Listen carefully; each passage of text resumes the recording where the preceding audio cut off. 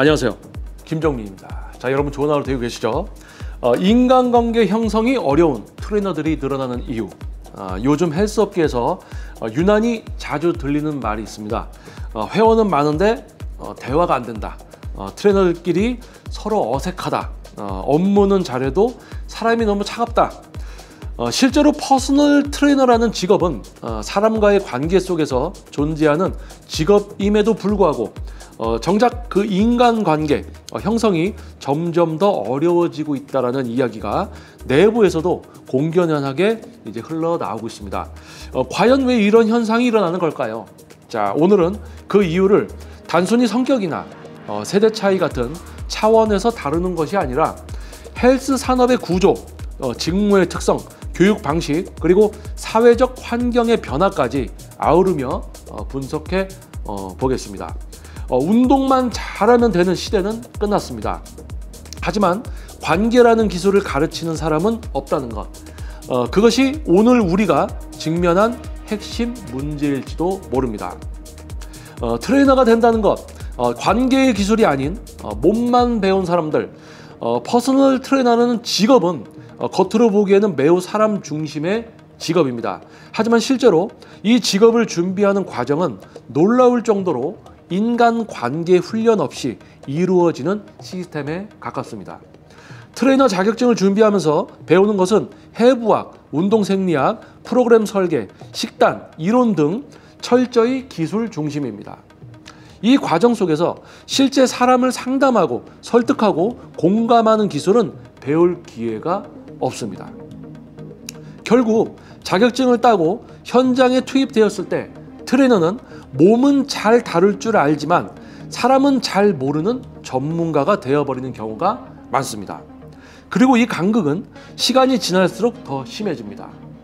왜냐하면 사람은 반복을 통해 강해지는 존재이고 반복되지 않은 기술은 결코 능력이 되지 않기 때문입니다. 관계 형성이 서툰 트레이너들은 불편한 대화를 피하게 되고 피하면 피할수록 더욱 어색해지며 결국 회원과의 신뢰 형성은 기술력만으로 채우려 하다 보니 한계에 부딪히게 되는 거죠. 트레이너가 처한 감정의 단절, 전문가라는 가면이 만든 외로움. 트레이너가 되는 순간부터 감정적으로 단절되는 경험을 겪는 사람들도 많습니다. 회원과 트레이너는 1대1로 깊이 연결되는 관계처럼 보이지만 실제로 그 관계는 매우 일방적이고 제한적입니다. 회원은 자신의 고민, 스트레스, 몸에 대한 불만, 인간관계의 문제를 털어놓지만 트레이너는 거기에 공감만 할 뿐 자신의 이야기를 털어놓는 구조는 아닙니다. 즉 트레이너는 끊임없이 받기만 하고 나누지는 못하는 감정 노동자가 됩니다. 이러한 비대칭 관계가 반복되면 트레이너는 어느 순간 감정을 차단하는 습관을 갖게 되고 이는 결국 인간관계를 얕고 기계적으로 만드는 원인이 됩니다. 특히 신입 트레이너일수록 이 감정의 벽을 스스로도 인식하지 못한 채 나는 사람을 별로 안 좋아하는 편이야, 나는 기술로만 승부할래 라고 스스로를 한정지어 버리는 경우가 많습니다. 문제는 이런 감정적 소외가 결국 팀워크의 붕괴, 동료 트레이너들과의 관계 단절, 직무에 대한 회의감으로 이어진다는 점입니다. SNS의 영향과 캐릭터 중심의 자기 연출이 만든 거리감, 또 하나 간과할 수 없는 요소는 SNS 문화입니다. 요즘 트레이너들은 거의 대부분이 인스타그램, 유튜브, 틱톡을 운영하며 자신을 하나의 브랜드, 캐릭터, 이미지로 꾸미는데 많은 시간을 투자합니다. 이는 마케팅적으로는 분명 유리할 수 있지만 동시에 사람 간의 자연스러운 거리감을 만드는 요소이기도 합니다. 왜냐하면 사람은 캐릭터에게는 쉽게 다가가지 못하기 때문입니다. 특히 신입 트레이너일수록 SNS 속에서 멋지고 완벽한 이미지를 구축하려다 보니 현장에서는 허술함이나 진심 어린 소통이 어색하고 부자연스럽게 느껴지게 됩니다. SNS 속에 나는 멋져야 하니까 현실 속 나는 방어적일 수밖에 없는 거겠죠. 이러한 이중적 태도는 결국 인간관계 형성의 핵심인 신뢰 형성을 어렵게 만들고 회원은 트레이너를 컨텐츠 생산자로만 인식하거나 말 붙이기 어려운 사람으로 느끼게 되는 경우가 많습니다. 결국 관계는 더 겉돌고 트레이너 스스로 왜 나는 회원들과 편하게 지내지 못할까라는 자괴감을 또 느끼게 되죠. 트레이너도 인간입니다.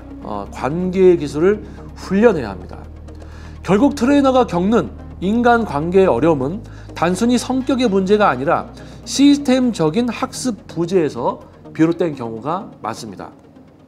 우리는 근육을 만들기 위해 수십 번의 반복을 하면서도 사람과의 관계를 만들기 위한 반복과 훈련은 거의 하지 않았습니다. 그리고 이 부족한 반복이야말로 지금 트레이너들이 겪는 관계 소외의 본질입니다. 반드시 이 해결책은 명확합니다. 신입 트레이너의 교육 과정에 감정 소통, 공감, 피드백, 대화법 등 관계 중심 커리큘럼이 포함되어 있어야 됩니다. 기존 트레이너들도 스스로 관계 기술을 훈련하는 루틴을 가져야 합니다. 일기 쓰기, 회원과의 대화, 리플레이, 피드백 상황 복귀 등 과정을 통해 자신이 사람과 어떻게 연결되고 있는지를 계속 관찰해야 합니다. 동료 트레이너들과의 교류가 단순한 업무 회의가 아니라 감정의 교류가 되도록 조직 문화 차원에서 분위기를 조성해야 합니다. 이 모든 것은 관계가 감이 아닌 기술이라는 전제에서 출발해야 가능해집니다. 관계는 감정이 아니라 훈련입니다. 오늘 우리가 이야기한 인간관계의 어려움은 결코 우연이 아닙니다.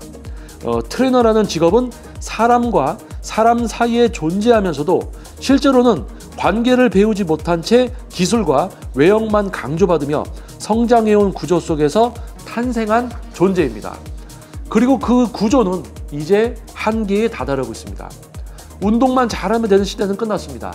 이제는 운동을 가르치는 사람이 아니라 사람과 연결되는 방식으로 운동을 전달하는 사람이어야 합니다. 그래야만 회원은 변화하고 트레이너 자신도 성장하며 이 업계가 더 건강한 방향으로 확장될 수 있습니다. 사람을 모르면 결국 혼자가 됩니다. 그리고 혼자 남은 트레이너는 어느 순간 그 좋아하던 운동마저도 무미건조하게 느끼게 됩니다. 그래서 우리는 지금 근육만큼 중요한 관계의 힘을 다시 배워야 합니다. 인간관계의 형성이 어려운 트레이너들, 소통이 단절되고 어떻게 보면 개인주의 성향이기 때문에 그럴 수 있다. 어느 정도는 또 포함되는 말이기도 합니다. 하지만 트레이너를 양성하는 과정 또는 어떤 교육에서 그런 부분들이 뒷받침이 된다면 트레이너를 시작하는 분들이 좀 더 수월하게 전문 트레이너라는 직업에 좀 더 자연스럽게 접근해서 적응을 할 수 있겠죠. 자, 영상이 도움이 됐다면 구독과 좋아요, 알림 설정 부탁드리겠습니다. 저는 다음 영상에서도 또 여러분을 위한 영상으로 다시 찾아오도록 하겠습니다. 저는 김정민이었습니다. 감사합니다.